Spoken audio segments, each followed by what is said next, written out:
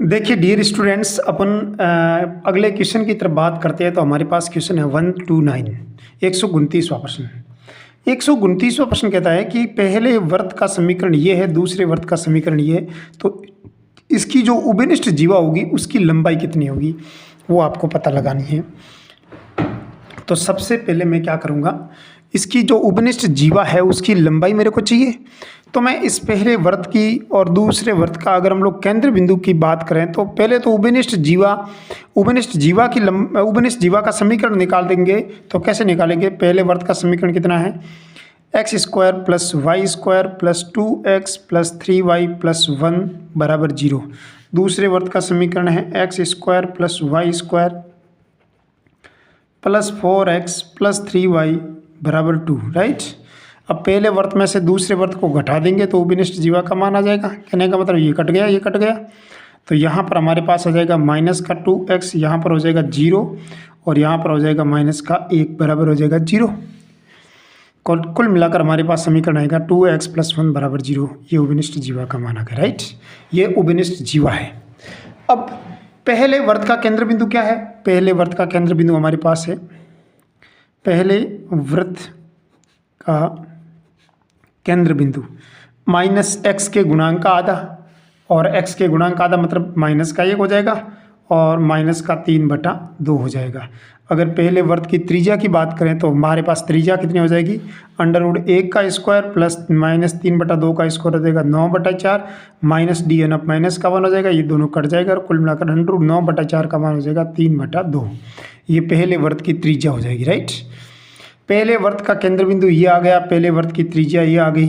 हमारे पास जो पहले वर्त का जो समीकरण है उभयनिष्ठ जीवा है उसका समीकरण हमारे पास ये आ गया, राइट। अब इस उभयनिष्ठ जीवा के द्वारा वर्त से डाले गए लंब की लंबाई हमारे को निकालनी है। और कैसे निकालेंगे अपन, कैसे निकालते हैं, देखो इधर हमारे पास जो बिंदु है वो है हमारे पास -1 और -3/2, और ये जीवा का समीकरण है हमारे पास 2x प्लस 1। तो ये उभयनिष्ठ जो जीवा है उसकी लंबाई अगर अपन को निकालनी है तो कैसे निकाल लेंगे, ये पॉइंट इसके अंदर पुट आउट करेंगे तो कैसे आ जाएगा, x का मान -2 पुट आउट करेंगे तो यहाँ पर -2 आ जाएगा, और y का कोई कोऑर्डिनेट नहीं है तो कुछ नहीं आएगा, और ये प्लस का 1 आ जाएगा, राइट। अपॉन में क्या आ जाएगा, अपॉन में √2 का स्क्वायर आ जाएगा और प्लस का 0 हो जाएगा क्योंकि y का कोफिशिएंट है ही नहीं। √2 माइनस 1 कितना हो जाएगा, माइनस का 1 बटा √2 का स्क्वायर क्या हो जाएगा 2। कुल मिलाकर लंबाई हमेशा पॉजिटिव होती है, और यहाँ पर हमारे पास p का मान कितना आ जाएगा 1/2। अब देखो हमारे को उभयनिष्ठ जीवा की लंबाई चाहिए, उभयनिष्ठ जीवा की लंबाई चाहिए, यानी जो ये आपको जीवा दिख रही है ना, ये कितनी लंबी है वो चाहिए मेरे को, तो उसका मान चाहिए ना। उसका मान कैसे निकालेंगे सब जानते हैं। उसका मान अपन यहाँ से अगर निकालेंगे तो ये इसका वर्त की त्रिज्या हो जाएगी, और इस त्रिज्या के स्क्वायर में से इस p का स्क्वायर घटा देंगे, मतलब अंडर में a के स्क्वायर में से p का स्क्वायर घटा देंगे और आगे डबल लगा देंगे क्योंकि ये पूरी की पूरी 2 भुजाएं होती है ना, ये 2 जाएंगे। तो अंडर में 2a का स्क्वायर मतलब इसकी त्रिज्या का स्क्वायर कितना हो जाएगा 9/4 माइनस p का स्क्वायर हो जाएगा 1/4।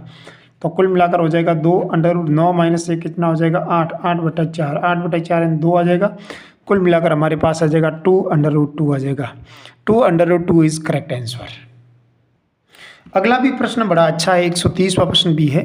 प्रश्न देखो, एक चर वृत्त स्थिर बिंदु 2,0 से गुजरता है तथा y अक्ष को स्पर्श करता है, वृत्त के केंद्र का बिंदु पद ज्ञात करो। माना कि उस वृत्त का समीकरण अपन मान लेते हैं x² प्लस वाई स्क्वायर। अपन ऑप्शन देखते तो पता चल जाता हमारे को क्या लिखा हुआ है, बिंदु पथ में वृत्त है, परवलय है, ऐसा कुछ भी हो सकता है।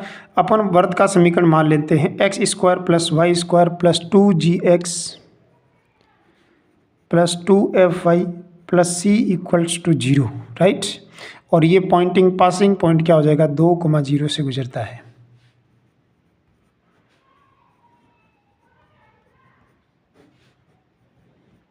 अगर ये 2,0 से गुजरता है तो कितना हो जाएगा, 2 का स्क्वायर क्या हो जाएगा 4 plus 0 plus 2gx 2g into 2 हो जाएगा, राइट है ना, x का मान 2 आ जाएगा, प्लस क्या हो जाएगा c बराबर क्या हो जाएगा 0। कुल मिलाकर 4+4g+c=0। ये किसको स्पर्श करता है? वाई अक्ष को स्पर्श करता है, वाई अक्ष को स्पर्श करता है। अगर ये वाई अक्ष को स्पर्श करता है, सब जानते हैं वाई का गुणांक में जी एक्स आता है और एफ वाई आता है, तो ये हो जाएगा एफ स्क्वायर बराबर क्या आना चाहिए?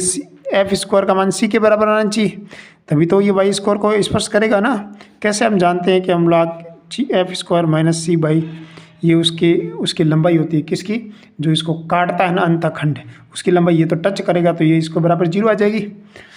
तो अगर इसको 0 के बराबर करें तो एफ स्क्वायर बराबर क्या आ रहा है? सी आ रहा है। जहाँ एफ सी का मान है वहाँ पर ये एफ स्क्वायर का मान लिख देंगे, तो यहाँ पर हमारे पास मान क्या आ जाएगा? 4+4g+f² बराबर 0। और यहाँ पर ये जो दिख रहा है आपको, ये जो आपको दिख रहा है ना, इसमें आप इसके केंद्र बिंदु है हमारे पास, जो आपको वर्ग दे रखा है उसका केंद्र बिंदु है माइनस का जी और माइनस का एफ का बिंदु पथ निकालना है। अगर निकालना है, अगर इसका बिंदु पथ अगर आपको निकालना है तो कितना आ जाएगा? तो वाई स्क्वायर हो जाएगा -4x+4 हो जाएगा बराबर 0 हो जाएगा। और ये क्या दिख रहा है आपको? सर्कल दिख रहा है, ठीक है। एक्स हो जाए, ये वाई हो जाएगा, ये एक्स हो जाएगा, माइनस का लगाएंगे तो ये माइनस का आ जाएगा, राइट बात है ना। तो कुल मिलाकर ये किसको डिनोटेट करता है? ये सर्कल का इक्वेशन है नहीं। और ये क्योंकि ये वाई एक्स को स्क्वायर के गुणांक नहीं है, तो कहीं ना कहीं इसको मेरे पास ये इस फॉर्मेट में दिख रहा है, वाई स्क्वायर -4x - 4 + 4x - 4, ये परवलय का इक्वेशन दिख रहा है। तो ये जो केंद्र का बिंदु पथ है वो क्या हो जाएगा? अतः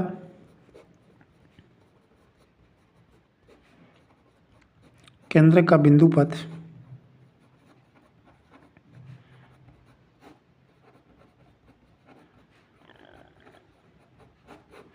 परवलय होगा। अगला प्रश्न हमारे पास है, अगले प्रश्न की तरफ चलते हैं। 131वां प्रश्न, बड़ा अच्छा क्वेश्चन है ये भी। अपन देखते हैं प्रश्न क्या लिखा हुआ है। प्रश्न लिखा हुआ है, एक वृत्त वाई अक्ष को 0,3 पर स्पर्श करता है। एक सर्कल है और वो वाई अक्ष को कितने पर स्पर्श करता है? 3,0 पर स्पर्श करता है।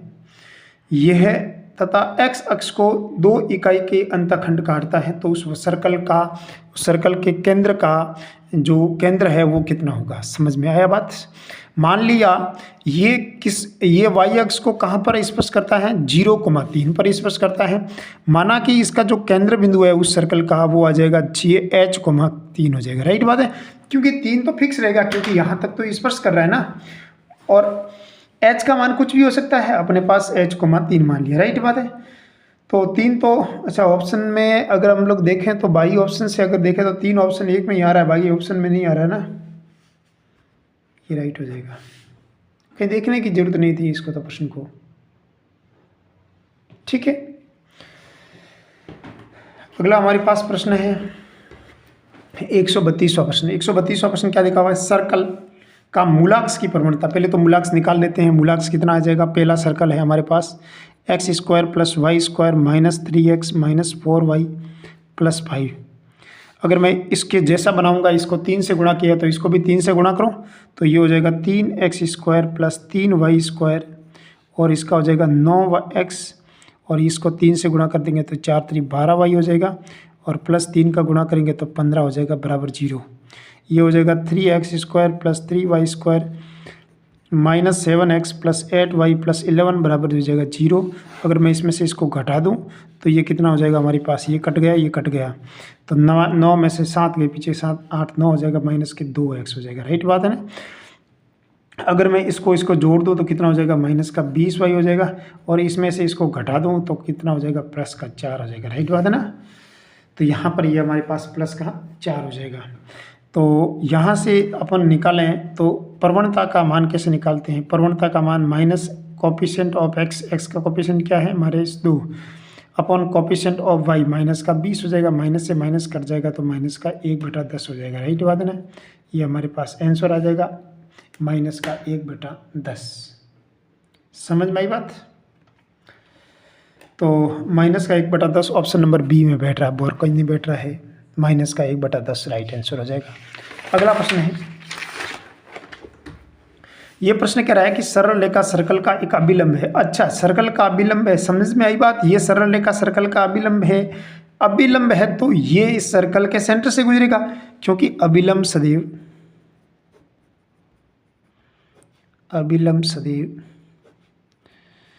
वृत्त के केंद्र से गुजरता है। अतः वृत्त का केंद्र हमारे पास A, B है। अतः केंद्र बिंदु को इसके अंदर रखेंगे तो ये हो जाएगा B बराबर हो जाएगा MA + C हो जाएगा। और B बराबर MA + C कितना ये पड़ा, B बराबर MA + C। 134वां प्रश्न। 134वां प्रश्न क्या लिखा हुआ है कि ए सर्कल, ये दोनों सर्कल आपको दे रखे हैं। पहला सर्कल का इक्वेशन ये है, दूसरे सर्कल का इक्वेशन ये है।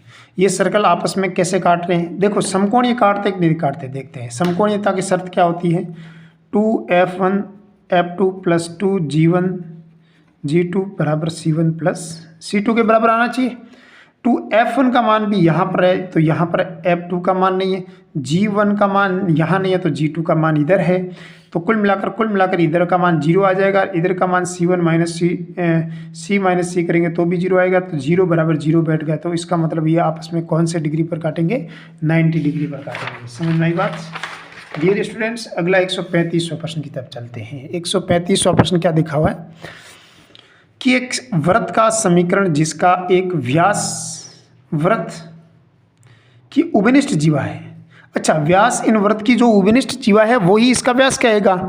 तो अपन सबसे पहले इसकी उभयनिष्ठ जीवा का मान निकालते हैं, राइट। उभयनिष्ठ जीवा,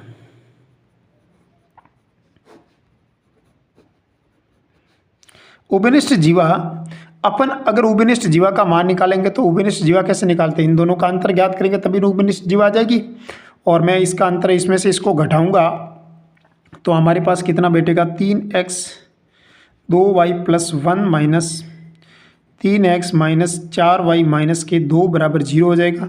ये 3x से 3x कट जाएगा, हमारे पास माइनस का 2y बच गया, माइनस का 1 बच गया, बराबर 0 हो जाएगा। ये हमारे पास उभयनिष्ठ जीवा आ जाएगी, राइट। अब ये कह रहा है कि यदि उभयनिष्ठ जीवा है और ये एक वृत्त को काट रहा है, उस वृत्त का समीकरण माना कि इस वृत्त को काट रहा है, इसको काट रहा है, इसको काट रहा है, तो उभयनिष्ठ जीवा, ये जीवा आ गई ना, 1 + 2y बराबर 0 आ गया ना। ये इसको काट रहा है तो इसको किस फॉर्म में लिखेंगे अपन, x² + y² + 3x + 2y + 1 + lambda 1 + 2y बराबर 0 हो जाएगा, राइट। अब इसका सेंटर पॉइंट निकालेंगे तो x² + y² + x 3x y 2 + 2 lambda +1 + lambda बराबर 0, ठीक है। इसका सेंटर पॉइंट निकालेंगे तो सेंटर C1 कैसे निकालेंगे, -x के गुणांक का आधा और -y के गुणांक का आधा हो जाएगा तो कितना हो जाएगा, -1 + लैम्बडा हो जाएगा, ठीक है। ये सेंटर आ जाएगा। अब ये सेंटर जो आपको दिख रहा है ना, ये सेंटर हमेशा उभयनिष्ठ वृत्त है उसके ऊपर आएगा ना। और उभयनिष्ठ वृत्त का समीकरण हमारे पास क्या है, 1 + 2 लैम्बडा बराबर 0 आ रहा है, और 1 + 2y, और y का मान हमारे पास क्या है, -1 + 2 - 1 + लैम्बडा बराबर 0, 1 - 2 लैम्बडा बराबर 0, -2 लैम्बडा बराबर हो जाएगा हमारे पास +1, और लैम्बडा का मान हो जाएगा -1/2। ये लैम्बडा का मान आ गया, राइट। अब आपको तो उसका समीकरण चाहिए ना, तो इस लैम्बडा का मान वापस किस में रखेंगे, इसमें रखेंगे, तभी तो हमारे पास तो एक समीकरण आ जाएगा ना, उस वृत्त का समीकरण है। तो ये लैम्बडा का मान -1/2 इसमें रखेंगे तो हमारे पास ये, चलो चेक कर देते हैं। अच्छा, इसमें y का टर्म्स क्या है, देखो ये x तो सभी में सेम आ रहा है, ये सेम आ रहा है, ये सेम आ रहा है, तो y के गुणांक को चेक कर देते हैं। y का गुणांक है ये -1/2 इधर रखे तो यहाँ पर माइनस का 2 से 2 कट जाएगा तो माइनस का 1 बच गया, और प्लस का 2 बच गया, तो प्लस का 1 बच गया ना पीछे। तो यहाँ पर हमारे पास y का मान हो जाएगा, लेकिन ये x² और y² के गुणा में 2 आ रहा है, इसका मतलब डबल आ जाएगा। तो ये 2x² 2y उसके सभी को 2 से गुणा कर देंगे। तो यहाँ पर ये 2 रखे हैं तो यहाँ पर हमारे पास कितना आ रहा है 2 - 1 1 हो जाएगा। 1 का डबल कितना हो जाएगा 2 2 2y किस में आ रहा है 2y ऑप्शन नंबर सी में आ रहा है। ऐसे चेक करना। अगला प्रश्न भी बड़ा अच्छा प्रश्न है 136वां क्वेश्चन 136 क्वेश्चन को देखते हैं तो हमारे पास पता चल रहा है कि एक सर्कल का इक्वेशन जिसके अंदर वृत्त खींचा गया है। सर्कल के अंदर वृत्त खींचा गया सब जानते हैं कि पहली बात तो सर्कल क्या दे रखा है, उस सर्कल का इक्वेशन दे रखा है x² y² - 2x + 4y + 3 = 0। ये सर्कल का इक्वेशन है। इस सर्कल का सेंटर क्या दे रखा है -x के गुणांक का आधा हो जाएगा तो प्लस का 1 हो जाएगा, -y के गुणांक का आधा हो जाएगा तो माइनस का 2 हो जाएगा। रेडियस की बात करें तो यहाँ हो जाएगा 1 2 का स्क्वायर 4 -3 5 -3 कितना हो जाएगा हमारे पास 5 - 3 = √2। ये रेडियस आ गई राइट। अब ये रेडियस आ गई, वृत्त का सेंटर पॉइंट दे रखा है और आपको रेडियस दे रखी है। तो केंद्र से जो वृत्त की भुजा है उसका मान कितना हो जाएगा 1। तो हम उससे के उसके चारों जो इसके जो चारों अपन देखो मेरी बात समझो, हमारे पास सेंटर आ गया, रेडियस आ गई राइट। इसने क्या प्रश्न पूछा है कि वृत्त के अंदर एक वृत्त खींचा गया है। ये सेंटर पॉइंट है 1, -2 ठीक है, और ये इसकी त्रिज्या है हमारे पास √2 ठीक है, और एक अंदर वृत्त खींचा गया है जिसकी भुजाएं निर्देशी अक्षों को जिन बिंदुओं पर काटती है वो एक वृत्तीय हो। अच्छा, ये जो निर्देशी अक्ष है, अच्छा इस प्रश्न में कोई मिस्टेक हो सकती है, मैं प्रश्न देखूंगा उसके बाद करवाऊंगा ये प्रश्न ठीक है। प्रश्न में मिस्टेक है, वो अगला 138वां प्रश्न देख लेते हैं पहले, क्योंकि इस प्रश्न को देखना पड़ेगा कि इस प्रश्न में कहाँ मिस्टेक है, मिस्टेक देखनी पड़ेगी मेरे को। अभी मैं इसको प्रश्न को चेक करूँगा दोबारा ठीक है, चेक करके आपको दोबारा बता दूंगा अगले वीडियोस में यहाँ तो ठीक है। डियर स्टूडेंट्स, ये क्या कहता है कि इसका मूलांश का समीकरण देना है, बिल्कुल सरल है। 3 को ऊपर वाले से गुणा कर दो, 3x² 3y² 9x 12y 15 3x² -7x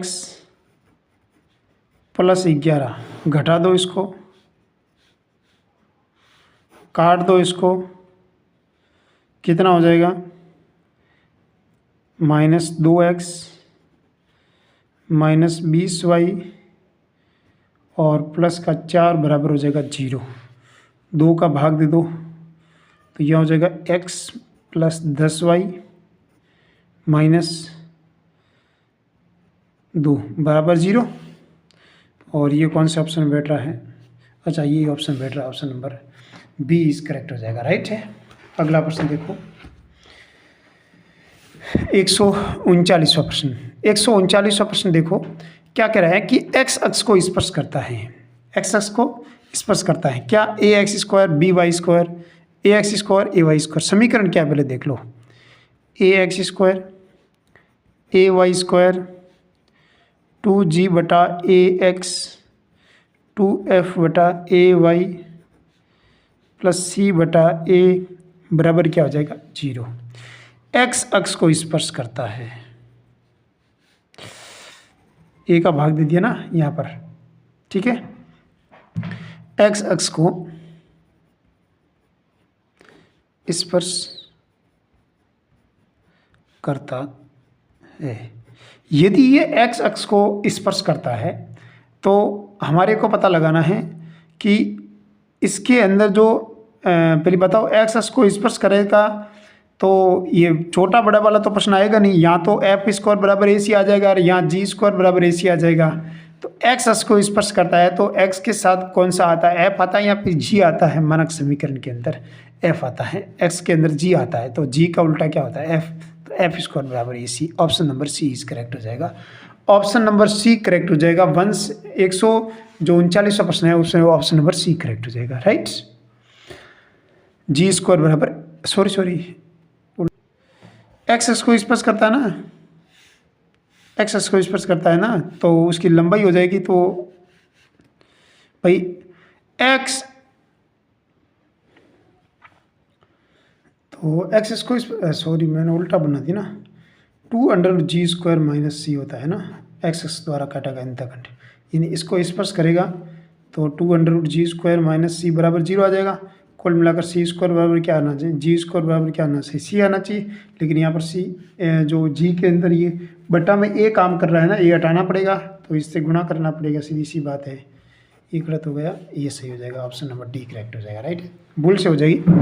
भाई एक्स को स्पर्श करता है तो उसके काटा गया अंतखंड की लंबाई ये होती है, और वाई एक्स को स्पर्श करता है तो वाई जो gx टू gx, g के साथ x आ रहा है ना, तो वो g यहाँ आ जाएगा, जो इसके साथ आएगा वही आएगा।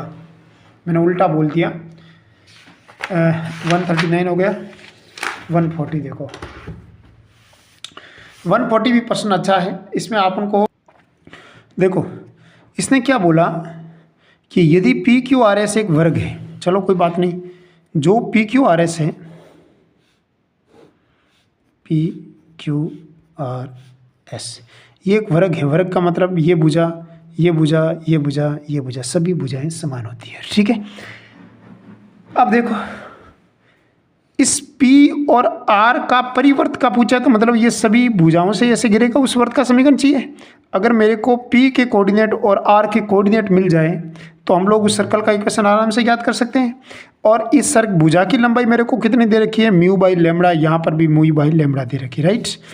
अगर ये निर्देशीय अक्ष है तो एक अक्ष तो हमेशा 0,0 हो जाएगा पॉइंट, और ये पॉइंट कितना हो जाएगा, μλ/0 हो जाएगा, और ये कितना हो जाएगा हमारे पास μλ/μλ, ठीक है।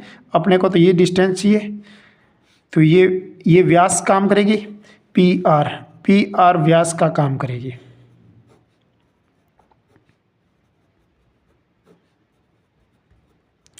अगर ये व्यास का काम करेगी तो क्या हो जाएगा, x - 0 और x - μ/λ, एक हो जाएगा y - 0, एक हो जाएगा y - μ/λ, बराबर क्या हो जाएगा 0, ठीक है। और यहाँ से अपन ज्ञात कर लेंगे आराम से x λ - μ/λ,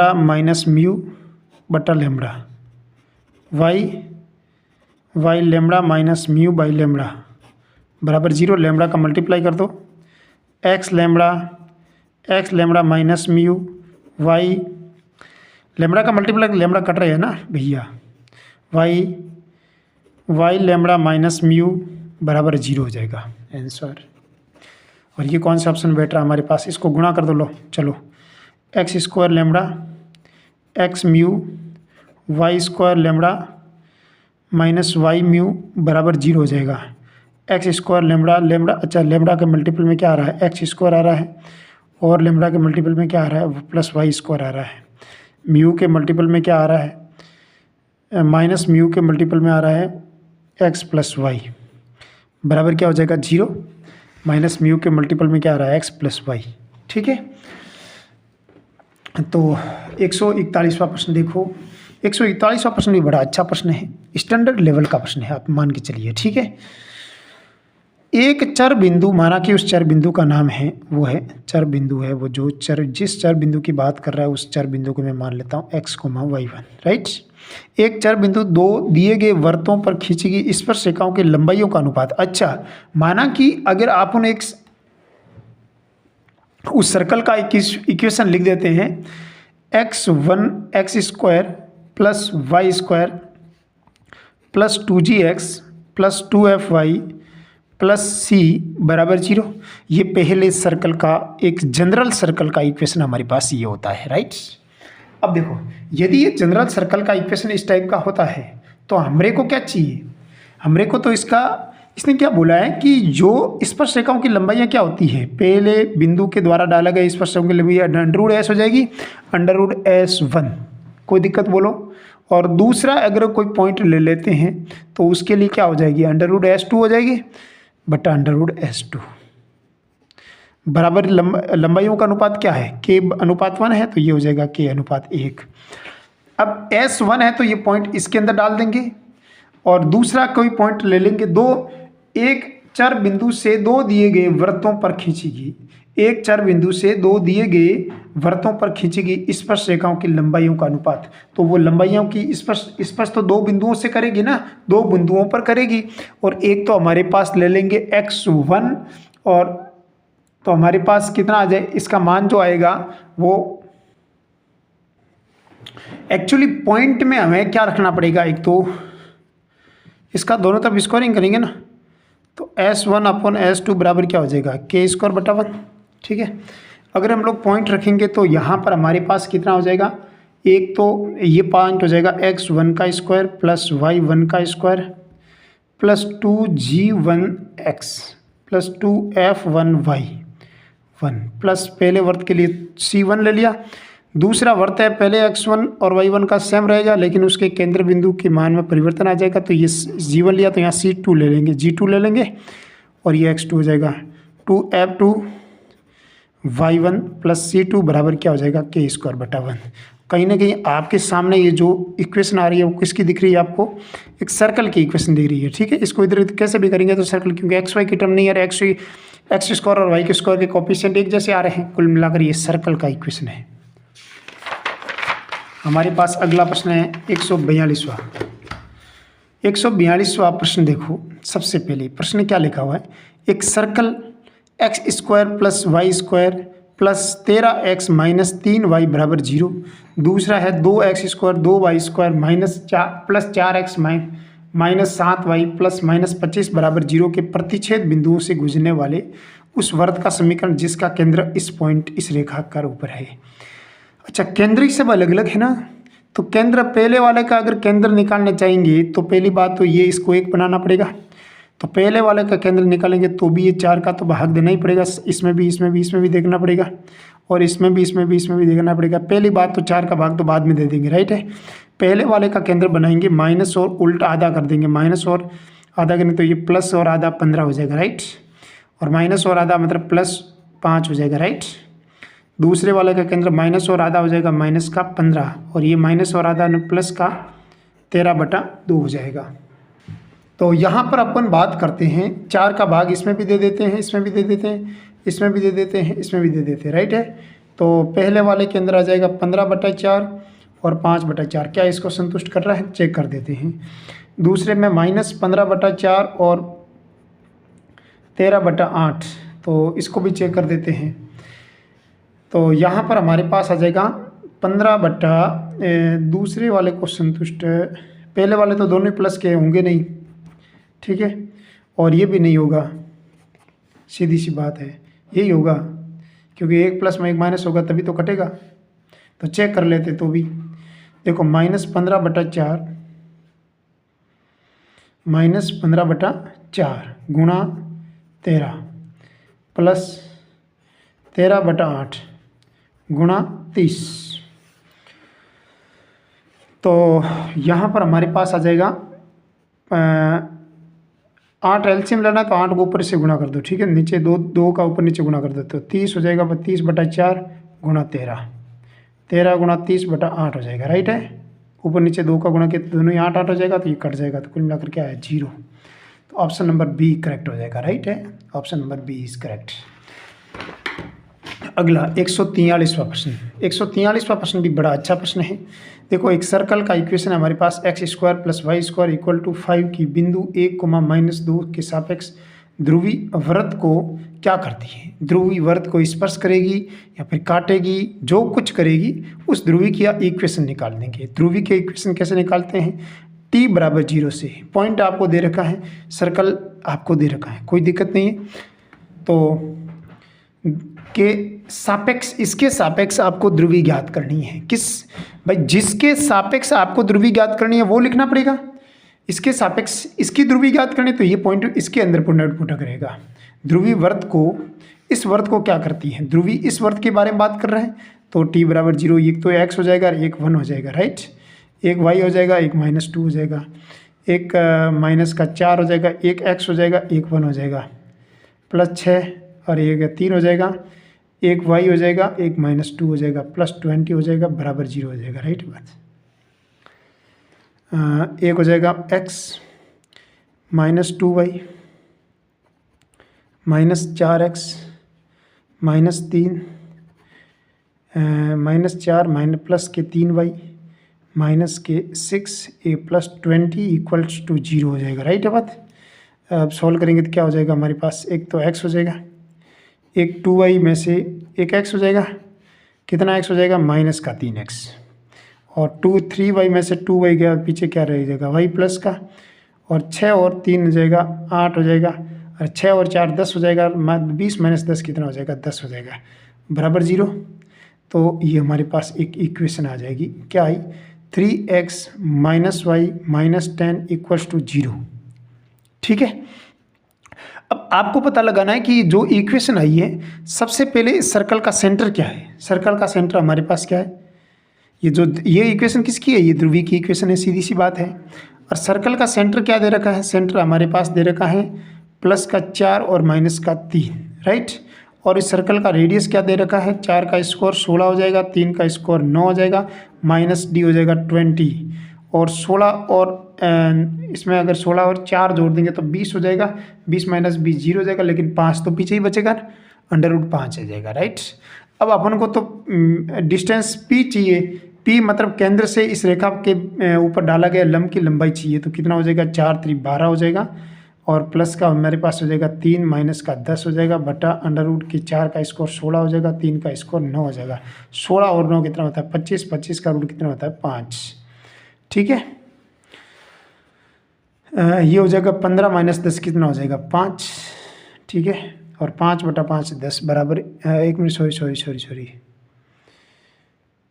5 हो जाएगा ना, 5 बटा ये इसका स्कोर थोड़ी जाएगा, 3 का स्कोर हो जाएगा 9, 1 हो जाएगा 10, √10, 5/√10। तो ऊपर वाले को अगर मैं लिखूँ तो 25/10 लिख सकते हैं, और 5 का भाग दे देंगे तो 5 बार गया, और 5 का भाग इसमें 2 बार गया, √5/2। ये √5/2 का मान 1 से छोटा आ गया, a से छोटा आ गया, तो ये वृत्त को क्या करेगी, काटेगी। तो ये वृत्त को 2 बिंदुओं पर काटती है। समझे बात। ये कंडीशन क्या थी, ये आपको पास में जो सर्कल पॉइंट आया इसके सापेक्ष ये क्या आया, ये काटेगी, तभी तो ये तो a से छोटा आ गया ना हमारे पास, क्योंकि √2 का भाग देना √5 के अंदर, इसका मतलब a से छोटा आ गया। अगला हमारे पास प्रश्न है 144 प्रश्न है। 144 प्रश्न क्या दे रखा है कि हमारे पास एक सर्कल की इक्वेशन दे रखी है, x² + y² = a² पर स्थित किसी बिंदु से वृत्त पर खींची गई स्पर्श रेखाओं के मध्य कोण कितना होता है। अगर आपको स्पर्श रेखाओं के बीच मध्य कोण निकालना है तो सबसे पहले हमारे को सर्कल की इक्वेशन निकालनी पड़ेगी, x² + y² = a²। इसके ऊपर स्थित एक कोई पॉइंट होगा P, उसका कोऑर्डिनेट होता है a cos theta a sin theta, ये कोऑर्डिनेट होते हैं, ये पॉइंट होता है इस सर्कल के ऊपर होता है, राइट। अब ये पॉइंट इस सर्कल के ऊपर स्थित रहता है, तो हमारे को जो कोण निकालना है, जो एंगल निकालना है, वो अपन कैसे निकालेंगे। वो अपने पास आपको पता ही है, कोण इस दो रेखाओं के बीच में अगर आपको कोण निकालना है, दो सर्कल्स के बीच में, तो हमारे पास फॉर्मूला होता है 2 tan इनवर्स r/√s, ऐसे निकालेंगे। तो ये कितना हो जाएगा 2 tan इनवर्स r का मान मेरे पास कितना है, हमारे पास a sin थीटा है, इसका रेडियस a sin थीटा है, तो हमारे पास हो जाएगा a sin थीटा। ठीक है, बटा √S1 मतलब ये पॉइंट, जो पॉइंट आप बात कर रहे हो वो पॉइंट इसके अंदर पुट आउट करेंगे, और वो पॉइंट आपने कौन सा लिया, इस पर स्थित एक बिंदु लेना है, जिसके ऊपर स्पर्श रेखा खींच रहे हो वही यहाँ इसके अंदर डालना है। समझ बात, जिस पर आप स्पर्श रेखा खींच रहे हो ना, वही इसके अंदर डाल देना है, और जो पॉइंट है वो इसके ऊपर स्थित होना चाहिए। और इसके ऊपर स्थित पॉइंट अपने ये प्रकार ले लिया, और स्पर्श रेखा तो इस पर खींच रहे, तो हमारे को इसके ऊपर डाल देना इसके अंदर मान। कैसे रखेंगे, a² cos² theta plus a² sin² theta minus a² sin² theta, cut गया तो a से a कट गया, साइन बाई कॉस क्या हो जाएगा tan, तो हो जाएगा tan inverse tan theta, theta से थीटा कट जाएगा तो हमारे पास हो जाएगा 2 थीटा, और 2 थीटा को यहाँ पर अल्फ़ा लिखा हुआ है तो अल्फ़ा लिख दो 2 अल्फ़ा। 2 अल्फ़ा कौन से ऑप्शन में बैठ रहा है? हमारे पास ऑप्शन नंबर बी इस करेक्ट हो जाएगा यहाँ पर 144 का। ठीक है, अगला है हमारे पास एक समीकरण दे रखा है, एक सर्कल देखिए, इक्वेशन दे रखी है X square plus Y square plus 4x plus 7 equal to 0। दूसरा सर्कल ये, तीसरा सर्कल ये, मूलाक्स का केंद्र बताना है। अरे डियर स्टूडेंट्स, मूलाक्स का अगर आपको केंद्र बनाना है तो अपन पहले इन दोनों सर्कल को लेकर मूलाक्स निकाल सकते हैं, फिर इन दोनों को लेकर मूलाक्स निकाल सकते हैं। तो कैसे निकालेंगे? देखो इधर, अगर मैंने इसको और इसको ले लिया तो भी निकाल सकते हैं, इसको तो इसको लेना पड़ेगा, फिर उन दोनों का प्रतिच्छेद बिंदु निकाल देंगे, आराम से उसका मूलाक्स का केंद्र बिंदु निकाल देंगे। राइट, देखो पहले इसको और इसको ले लिया, कितना आया हमारे पास, इसमें से इसको घटा दिया S1 माइनस S3, कितना आ जा रहा है हमारे पास, इसको इसमें से घटाओ, कितना आ रहा है 4x plus 7 minus Y equal to 0, 4x minus Y plus 7 equal to 0। दूसरा है S1 माइनस S2, कितना आ रहा है, इसमें से इसको घटा देंगे तो इसको 2 से गुणा करके घटा देंगे, 4 दूनी 8x हो जाएगा, और 2 से गुणा करेंगे तो 14 हो जाएगा, और ये 2 के स्क्वायर के गुणा करके घटा देंगे तो यहाँ पर माइनस हो जाएगा 3x 5y माइनस 9 बराबर 0। 8 में से 5x हो जाएगा माइनस 5y हो जाएगा, 14 में से 9 हो जाएगा प्लस का 5 बराबर क्या हो जाएगा 0। ठीक है, और 5 कॉमन लेके घाट देंगे तो x minus Y plus 1 equal to 0। इन दोनों का प्रतिच्छेद निकालना तो सोल्व करो इन दोनों को। अपन ने क्या किया, 4x minus Y plus 7 equals to 0, इसको 4 से नहीं सेम ही रखना है, x माइनस वाई प्लस 1 घटा दिया।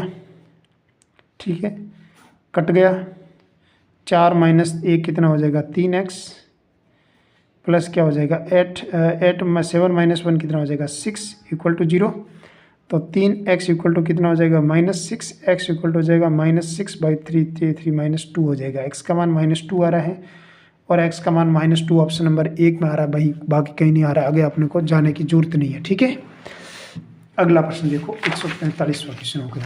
146वां क्वेश्चन देखो, 146वां क्वेश्चन हमारे पास है, एक मूल बिंदु से वृत्त पर खींची गई जीवा, मूल बिंदु से वृत्त x square plus Y square minus 2ax बराबर 0 पर जीवाएं खींची गई। इन जीवाओं को व्यास लेकर खींचे गए वृत्तों का केंद्र का बिंदु पद अपन को निकालना है। बहुत नॉर्मल सी चीज़ है। आपको क्या करना है, अपन को एक लेट करना पड़ेगा इसमें। मूल बिंदु से वृत्त पर जीवाएं खींची गई है। पॉइंट क्या है, एक पॉइंट तो फिक्स है, कौन सा पॉइंट है 0,0। अब आपको इसमें जो इस वृत्त पर जीवाएं खींची गई हैं, वृत्त के ऊपर वृत्त पर अगर जीवाएं खींची गई है और जीवाओं को व्यास लेकर खींचे गए वृत्तों के केंद्र का बिंदु पर जो आप जीवा खींच रहे हो उसी को व्यास लो और उसके बाद उसका इक्वेशन निकालो, तो आपको पता चल जाएगा कि उसका केंद्र का बिंदु पद क्या हो जाएगा। अब मैं मान लेता हूँ हमारे पास जो समीकरण हो जाएगा उसका मान हो जाएगा t बराबर, समझ में आई बात। मूल बिंदु से मतलब वो मूल बिंदु से गुजरेगा, कोई बात नहीं, कोई दिक्कत नहीं। मूल बिंदु से ये भी गुजर रहा है, ये भी गुजर रहा है, ये भी गुजर रहा है, ये भी गुजर रहा है, कोई दिक्कत नहीं। सर्कल पर जीवाएं खींची गई है।